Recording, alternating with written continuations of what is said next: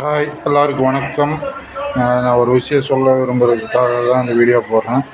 தயவுசெய்து யூடியூப்பில் video போடுறவங்கெல்லாம் அறிவாளிங்க.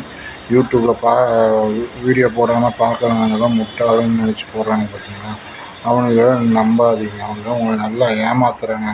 Maximum 100% எனக்கு முதல் கொண்டு இந்த யூடியூப்பில் வீடியோ போடுறவங்கெல்லாம் பார்க்குறவங்கள ஏமாற்ற தான் செய்கிறானுங்க.